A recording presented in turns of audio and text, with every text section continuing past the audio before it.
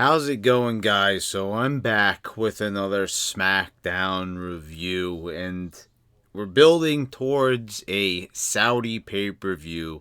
WrestleMania is right on around the corner. They've got Elimination Chamber coming up, but we have to have this Saudi pay-per-view. So, we are getting some big matches, depending on what perspective you look at, big from.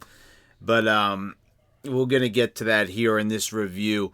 But, you guys know from the past videos I've done, I'm not happy with them doing shows in Saudi Arabia. I feel that they shouldn't be doing these shows on a moral level.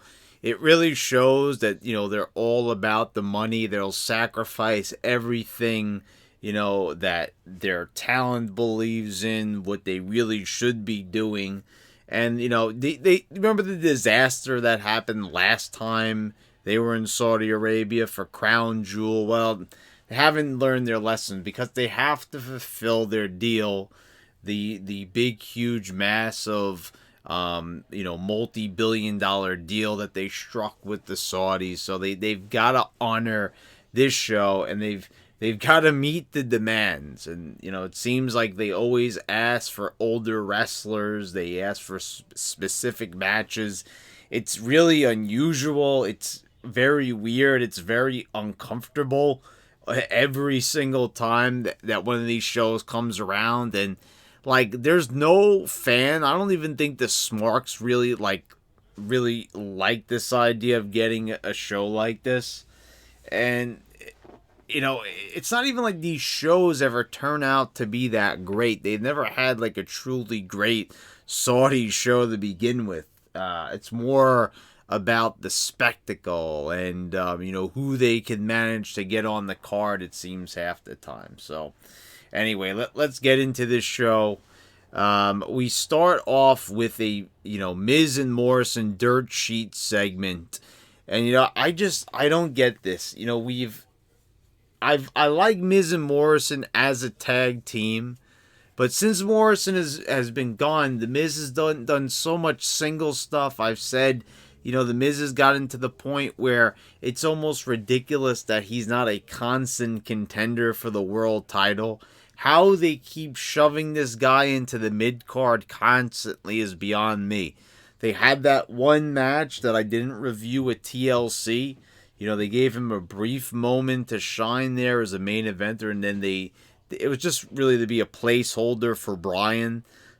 But I don't know what happened. It was like in the early part of the decade, they saw Miz as a big star. They had him share the screen with John Cena and The Rock. People claimed he got overshadowed, but without a doubt, you still can't deny the fact that the guy main evented a WrestleMania. So, The Miz is, just in this constant turmoil of being forever in the mid-card, forever winning tag titles and IC titles. And I don't get it. It's not like they have this roster full of amazing talent and stars and oh my god, there's so much talent. They're acting like this is the Attitude Era or the Ruthless Aggression Era. Oh my god, there's so much talent. Who do we choose? So many choices. No, it's pretty clear cut who should be the stars and who shouldn't be, depending on who you ask, especially here on YouTube.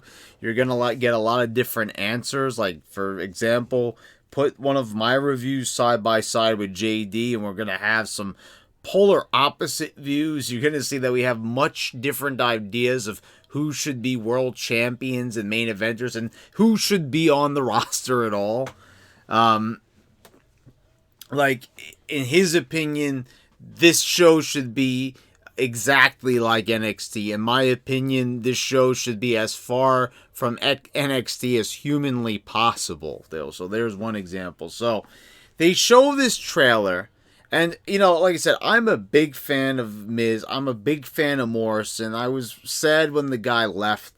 When he first started off, I was not crazy about Johnny Nitro or Eminem. Looking back on their work, I see that I really should have been. when he started to break out on his own and he started to go into ECW, he started to develop a character. But he was really bad on the mic when he first started. In fact, I remember when Morrison was Johnny Nitro and he was feuding with Jeff Hardy over the IC title on Raw, way back when. I remember that they had Jeff Hardy, who's not exactly the best at cutting promos, actually say that, listening to Morrison talk was like watching paint dry. And I found it really funny that they were like burying Morrison. Like, I guess that was their way of like saying, come on, do better. And he did.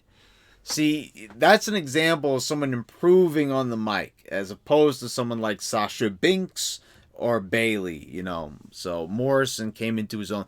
And they played this trailer. And it's supposed to be, like a movie trailer. It's supposed to be like Once Upon a Time in, what was it, in Hollywood. The movie with, what was it, with Leonardo DiCaprio, that came out a few months back. And it was a parody trailer. But this was not funny. They put the Miz's dad in there. They put Lance Storm in there. They put John Laurinaitis. And this was not a funny trailer at all. It was a lot of like random jokes and like, little jabs like here and there. And it's just like, there was some decent production values to it, but I don't know who this was supposed to be funny for. I felt like, it kind of felt more like a bunch of people just sitting around in production and getting like, their kicks and giggles off of this. It just felt really lame. This gets cut short, this dirt sheet segment after they show the trailer and New Day comes out. And this New Day thing, like, okay, we need to talk about this once again. I mean, honestly, like in 2020, is this not played out? We've been seeing this same skit consistently since 2014, 2015. It is time to end this already. When are they just going to have Big E turn on Kofi already? It's overdue. Forget about this waiting for Xavier Woods to come back. It's like everything needs to be put on hold. Doesn't anyone see that this is constantly repeating itself over and over? It's the same thing. They spin their groin around a few times and say they're the WWE Tag Team Champions. It's the same lame shtick, and they've gone backwards. Like, do you realize that this guy, Kofi Kingston here, was the world champion just a few months ago? That's already been completely forgotten. They're not even concerned with that anymore. You could even see the Royal Rumble, for example. Like, this guy is forgotten even faster, forgotten as a world champion than Finn Balor. I mean, at least this guy hasn't been relegated to NXT.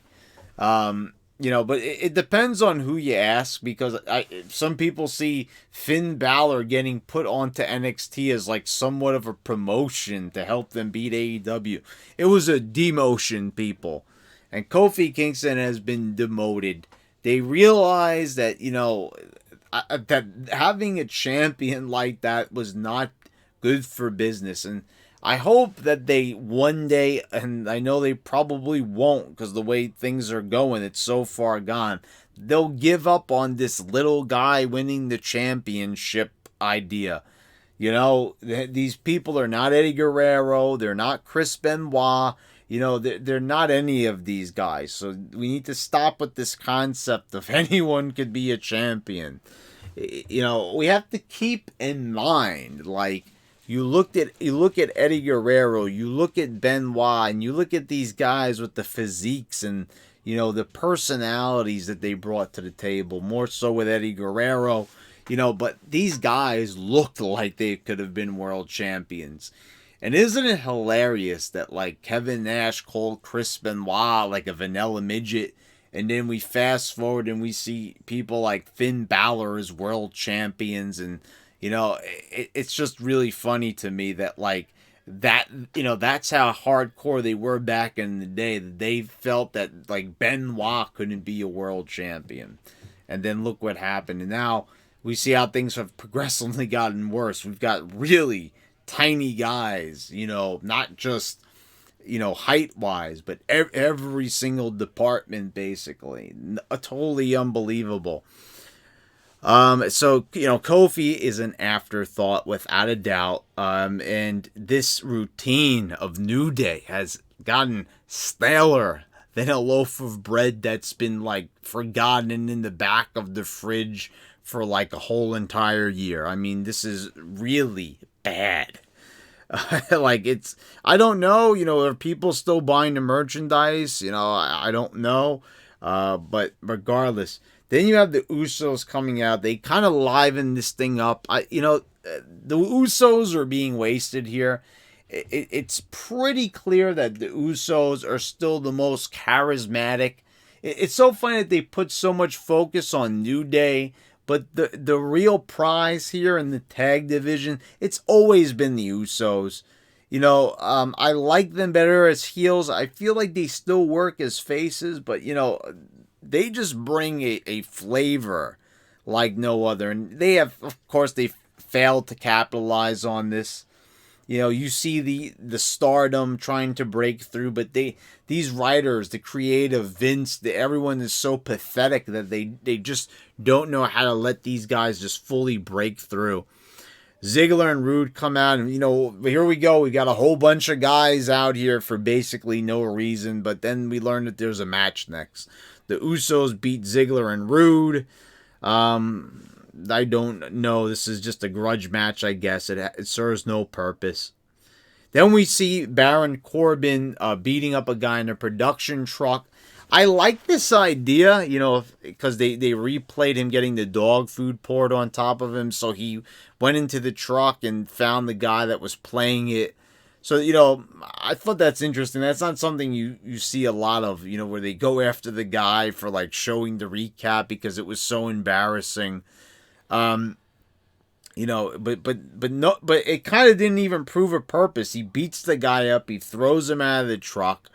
This would have been a good spot to have Roman Reigns run out and rescue the guy, but we don't see that. Corbin just beats him up, and a bunch of wrestlers kind of just a bunch of the agents or whatever you want to call them, officials, just kind of shoo him away. Then we get Elias defeating Cesaro. More of this weird faction, like this Sami Zayn faction. Like I said, I like Sami Zayn, what they're doing with this guy. He's kind of piecing together a faction but it's like so random, and it's weird because it's like guys that have like failed basically. That's what this faction is. It's like a misfit faction. Cesaro is a guy that, they've tried 1,000 different things with him. The guy, obviously a very hard worker. Elias speaks for himself. He's not in the faction, but he's in this match. You've got, Nakamura. This guy was in a WrestleMania World Championship match. He won a Royal Rumble, for God's sakes. And then he wasn't even included in the following year's WrestleMania.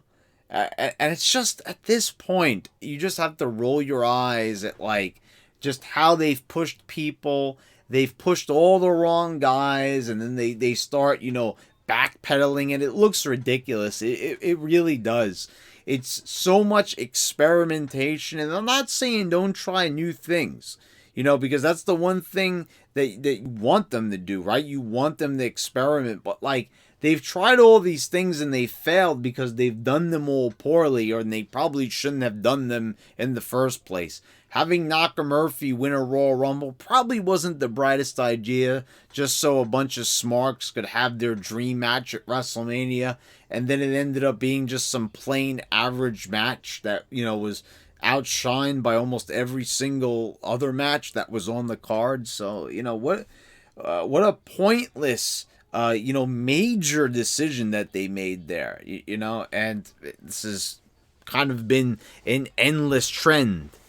But Elias here is just pointless, on this roster. Like, they signed this guy to a deal. He gets a win here, great. But, every couple of weeks when it seems like they give this guy a win and he's able to, like, that's all it is. It's like, oh, we gave the guy a win. Oh, okay, great. Is there a story here? Is he involved in any big feud? I mean, like, what is this feud with him and, Sami Zayn's gang of misfit toys? It's going nowhere. There's no purpose to it. Elias is stuck in flux, and he's been stuck in flux for a very, very long time. I mean, it's gotten to the point where the guy has not even had a WrestleMania match.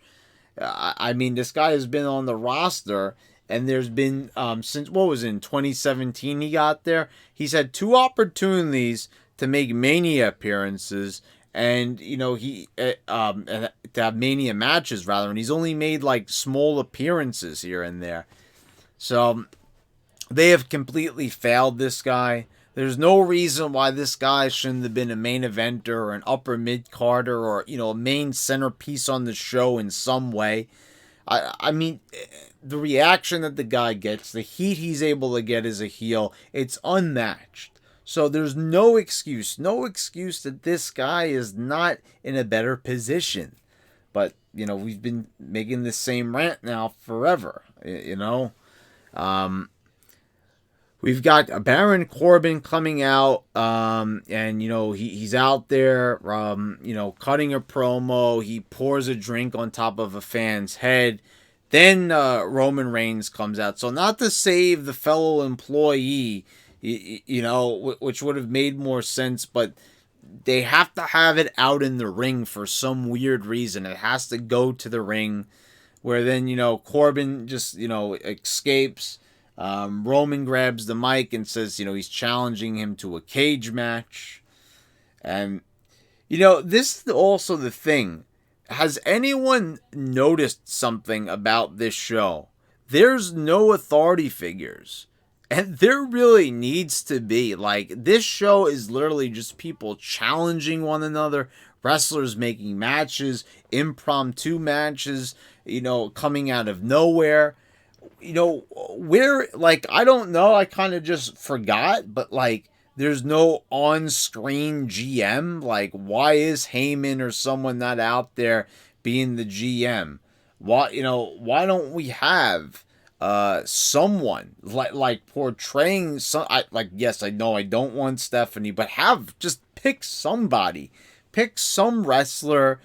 Just have someone make the matches, because it's ridiculous. Like, this is just the free-for-all. Everyone just has whatever match they want to make. I mean, there's got to be somebody there, some type of figurehead that brings it all together, because it's like, these wrestlers are just able to book themselves in matches. It just seems kind of ridiculous, really. This is like the only period that I could remember where they haven't had someone make the matches. It's just like everyone's coming out there, they get real angry, and they challenge someone to a match, and then it's all of a sudden official. This feud right here, I mean, I gotta give it to them. They've been staying with this feud. They've been trying, keyword trying, to make a story, to develop a story. But it's just going around in circles, basically. There's nothing new here. Roman and Corbin are just trading wins, and there's nothing progressing, really. It's just dog food and more dog food. And I'm surprised that this wasn't like a Kennel from Hell 2 match. Just something else to do the dog theme. And the funny thing is, look, there was something with dogs, that there was actually many, like, playoffs of dogs. The Kennel from Hell match, Big Boss Man feeding Al Snow his dog. But remember when The Rock, he rock bottomed the British Bulldog into dog feces. Remember that? So, but like, you gotta get a little bit more creative, and it wasn't every single week that happened. Where it is like with the dog food, and dressing up as a dog, and this and that. No, it was like that was one little clever spot that they did, and then they ended it after that. They didn't go back to the dog poop. It was like that was a one-time joke. They did it, and it was funny, and it remained funny because they didn't go back and they didn't do it again. It was that one-time surprise shock crash TV moment, and then they were on to different things. And they have not seemed to get past this thing about Roman Reigns being the big dog. That's like the main focus. Oh, he's the big dog, so we got to take things really literally and compare everything to dogs. We got to make dog sounds, and guys got to dress up in dog costumes, and there's got to be dog food. Like, I'm surprised that, like, Corbin doesn't come out with, he doesn't, like, go to the ASPCA and adopt a bunch of dogs. Or, I mean, like, I just don't know, like, why they think this is a good idea. Like, I feel like they think that they're being clever, the writers. I sometimes think that.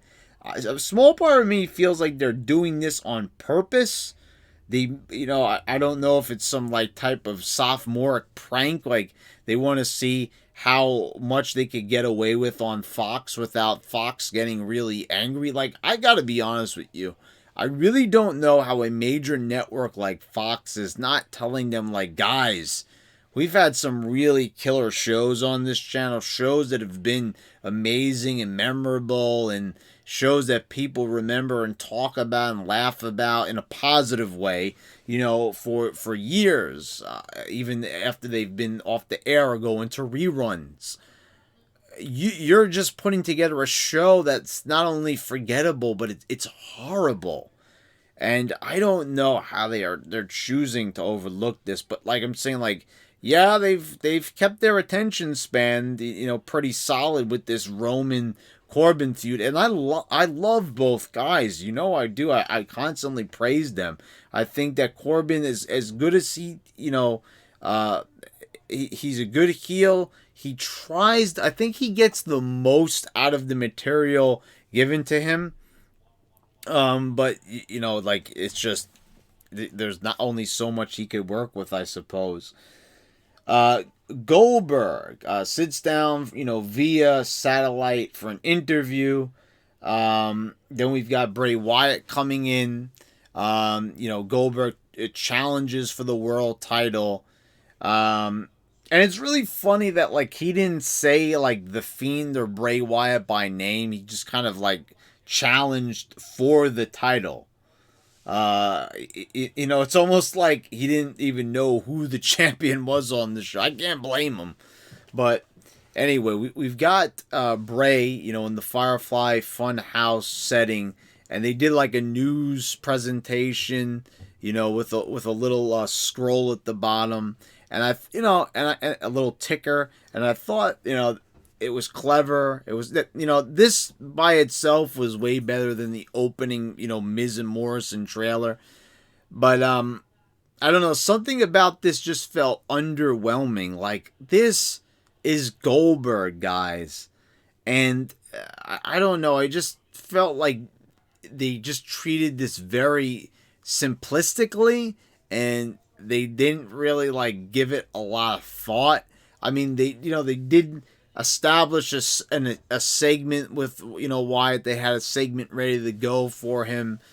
But, I mean, just for a Goldberg appearance, this was, like, really just drab and disappointing, and it didn't hit the right spot. I mean, this is going to be an interesting match to see how it plays out.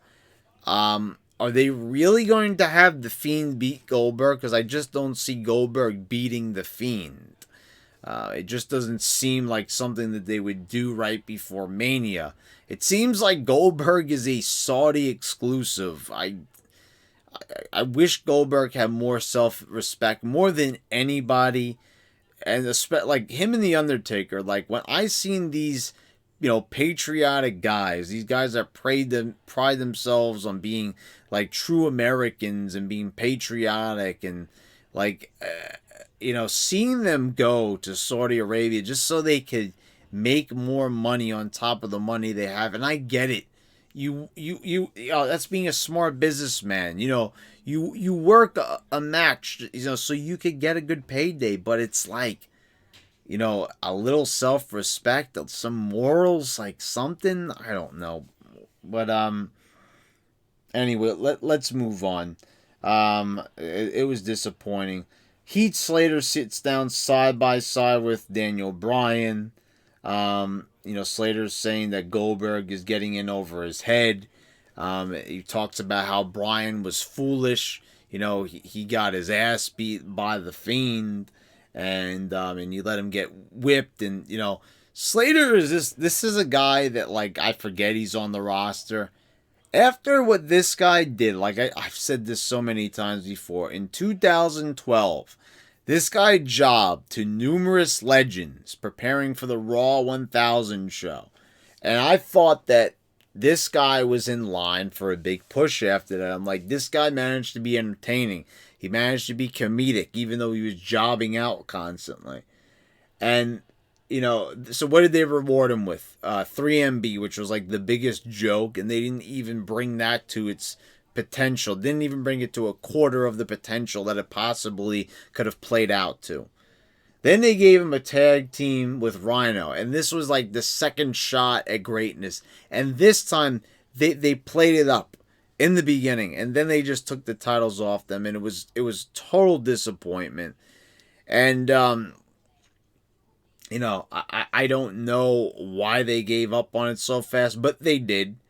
And after that, he was just in obscurity. Heath Slater was in complete obscurity, and we didn't see much of him anymore. They went back to him briefly with Rhino. Rhino got fired, then he got rehired, then Rhino had enough and he left the company.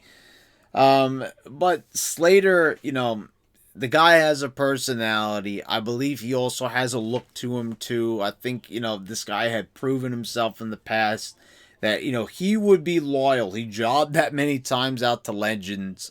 From my understanding, he was very respectful about it, didn't complain, and I don't think he is a complainer. You don't hear the dirt sheets ever reporting anything on him, and I know that's not the most accurate source, but I feel like, this guy just deserves a little bit more. Anyway, they have Bryan come out. He gets completely destroyed. Michael Cole tries selling this idea like Bryan is super, aggressive here. That, which I don't really get. He's supposed to be a face. So I don't know if it's like the Fiend makes them a bit more heelish or what the story's supposed to be here. I mean, he's still doing the yes chants before the knee finisher, and when he's posing for his victory after he wins the match. So it's like, I don't know why he's still doing the yes chant if he's supposed to be super focused and super aggressive and unforgiving and showing no mercy. I don't get the story here. I feel like it's like they don't really know what to do with Bryan following the Fiend match. They don't want to go back to another match with them again. So they're trying to sell some, thing like a match with the Fiend changes people. Okay, it made him more aggressive in a squash match. Will they continue this next week? We'll see. I kind of doubt it. Then we get an interview with Braun Strowman, and Braun Strowman basically, this is a very big expose interview with Renee Young. And he goes back and he mentions, winning the tag title with the 8-year-old. And I'm just like, oh my God, if there's something that they probably should not bring up in a promo, it's probably that. He was one step away from saying that he dressed up as an elf for YouTube. I mean, my God, have they ruined this guy? I mean, they basically, here he was saying, I won a singles title finally. Looking at what this guy looks like and looking at the rest of the roster, WWE should be ashamed of themselves for even getting to this point where he's even cutting this promo, admitting to his failure. Back in the day, Strowman would have already been the world champion. But they have discredited this guy time and time again. Then Sami Zayn comes out and they just have this guy get obliterated. You have Nakamurphy rushing in there, beating him up. Then the Revival jumps in. And this is just the biggest mess. Like, what is the Revival even doing there?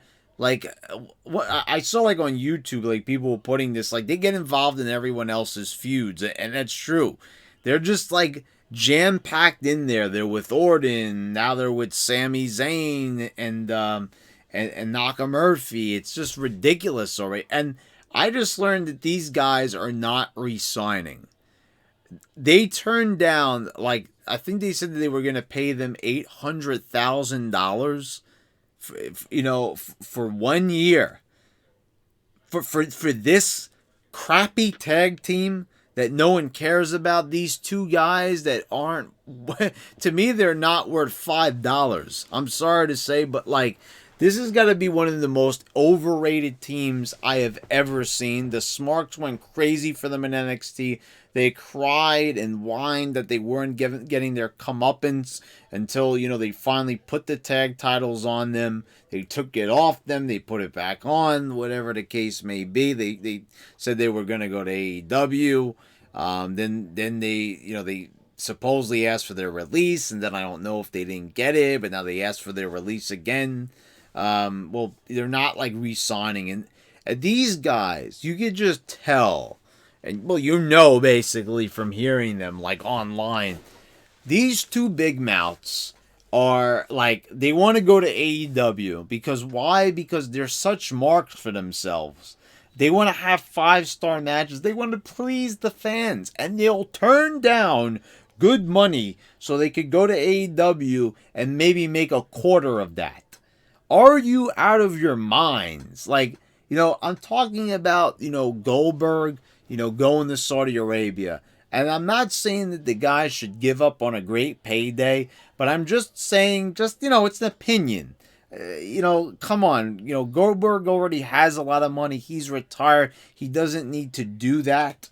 Last time he got in there, it was kind of messy. It was messy with The Undertaker.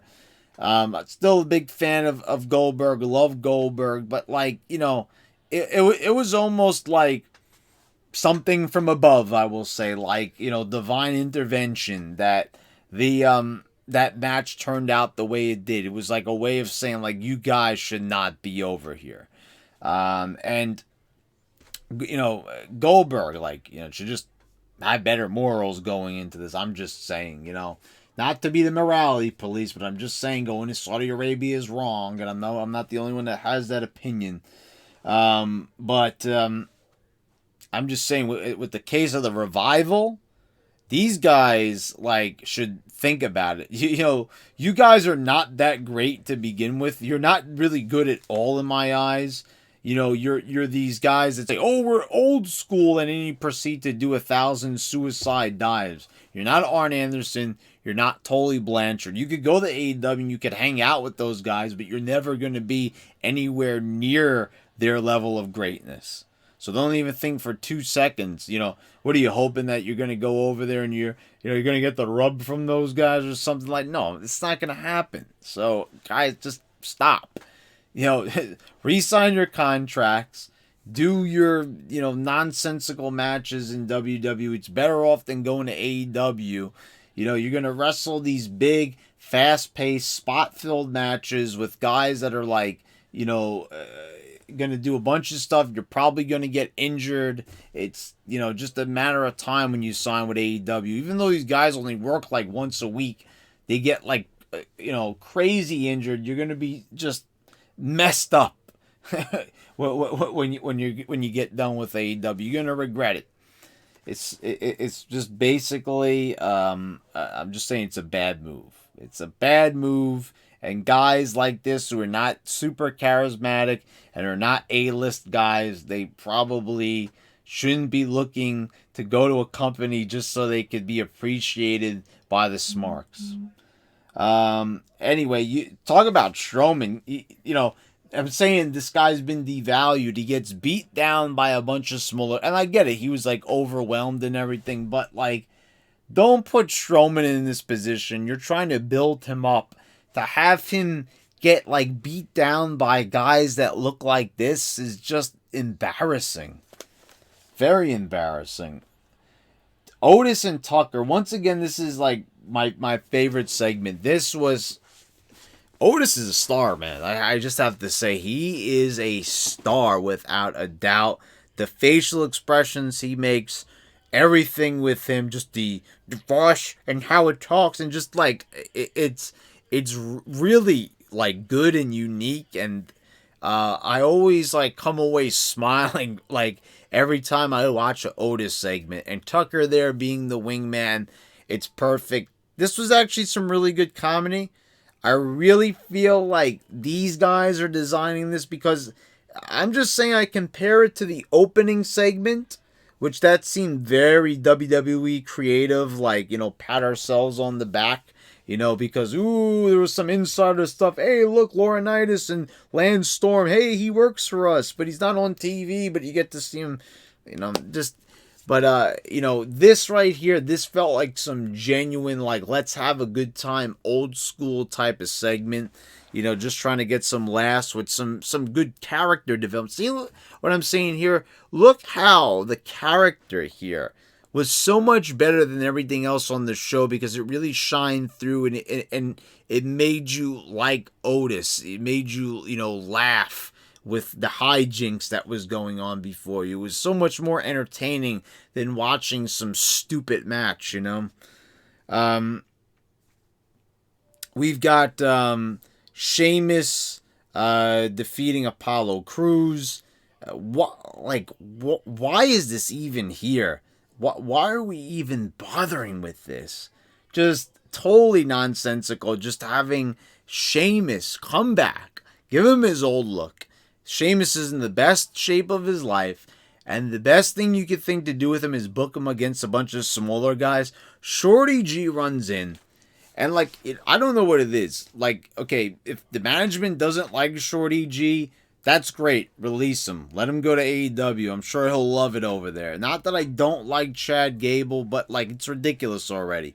This guy is not believable, at least not in the role that they're giving him. I feel like they probably could do something with him, but dressing him like that and calling him Shorty G, like, I'm telling you, that outfit that they have given him is the most hideous attire I think I've ever seen.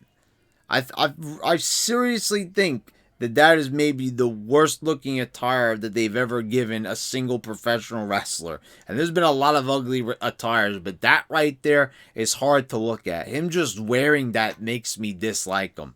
And I'm sure if someone's, you know, cruising through the channels and they see a goof looking like that, they may take a look at Sheamus, they may do a double take at him, but they're going to look at this guy, Shorty G, hear that name coming out of Michael Cole's mouth, and they're going to be like, what is this loser garbage I'm watching? Turn it off. Sheamus is like, why is he even involved in this? Like, you bring somebody back in the day, you would bring back a wrestler, and it would be really triumphant. You know, the wrestler would come back, he gets some big push, he came back from an injury, oh, this is perfect, we'll reintroduce him, he'll reinvigorate his career. And now it's like people come back and they're like, it's like with Morrison, it's like, hey, I'm back, guys, and there's no fanfare, there's nothing. It's like, you know, a little bit of nostalgia here, and then it's like business as usual. Book them like crap, don't do anything significant with them, because, oh, people know who this is, we don't need to do anything with them. Like, how lazy is this? Like, is this, like, seriously, is this even technically a show? It's like automated. It's like the show's fed through a computer, and it's like whatever it spits out, you know? I used to use the example of monkeys throwing, you know, duty at the wall with random post-it notes and ideas sprawled against the wall. And I said, whatever the duty hits would be the first thing that creative would go to. But, you know, that idea would be too creative for them. So I'm just going to go with the very generic, feed it through a supercomputer, do do do do do, just like a bunch of beeps and boops, and it just comes out with some like algorithm, and that's probably what it is. It's kind of like an algorithm, this type of script or whatever. Like, is it even really a script? I mean, what did they do to format this show? I mean, if it was a script, that would indicate that there were like ideas in it of some sort, but there's not. Then the main event of the show is Carmella defeating Naomi, Dana Brooke, and Alexa Bliss with Bayley at ringside. And the winner of this match goes on to Super Showdown so they could, be dressed from head to toe and all covered up in an insulting manner, so they can sell this as progressive, like, feminism over in Saudi Arabia. What an embarrassment. Like, why are they choosing, like, okay, at least it wasn't Alexa Bliss, but I like Carmella too, as far as, like, a character and, someone who has personality. Like, this girl proved herself until a bunch of smarks ruined it, and they made her, like, redo. Like, I will still never forget when they made Carmella go back and totally redo that whole entire TLC match a few years back. That was like the hardest thing I had to watch, when Smarks complained about the finish, and then they did a total redo of the match. How embarrassing. Anyway, Carmella went through like a lot during that period. People hating on her on social media and everything. It was just like the Smarks were going out of control, and WWE kind of just like pulled back the reins. And I guess they didn't want that much controversy. They don't believe in real heel heat, I suppose, because it upsets the Smarks, because they want real champions like Bayley. And like, speaking of Bayley, I have to go back and I was watching like the first, there's a video right now. Like, I recommend that you go and watch on YouTube. It's called Wrestlers or WWE Superstars First Words in WWE. You've got The Undertaker's first promo. You've got Stone Cold's first promo. You've got like a few different other guys' first promo in there. And I think Randy Orton was in there. So, big time stars, guys that are great on the mic and all that. Yeah. Okay. Well, you get Bayley in there, like, and they sew her like promo in NXT along with Sasha Banks in and out of the Undertaker's promo, and she goes like, "I like robots," and she goes, "You like my bow?" And I'm like, not much has changed at all, I see. I mean, I don't know what it is. I think WWE knows that she's bad. Why did they give her the belt? Why? I mean, there, in wrestling, there's something called ribbing. They play jokes and pranks on each other. They do it all the time, even in management and even with the creative. So I don't know. It's like, why they're kind of putting the message out there that like Bayley is worth a damn when it comes to her promos. I'm just saying she's probably one of the cringiest of all time. I will say this, even Cringy Lynch, and that's pretty cringy, is not as cringy as Bayley. Because I don't even think Bayley is cringy. Bayley's just bad, like just horrible. Like, I don't even know, like, people say that they, think that she's a great wrestler and they think she's all great and all this, and like, I never seen it with her. The moment I laid eyes on this girl, I was like, I don't like her. I don't like anything about Bayley. I'm sorry, I know that sounds really mean. I don't like her face. I don't like nothing about this girl. I am sorry. Don't like, I've stated that clear, but I haven't been that mean in a while.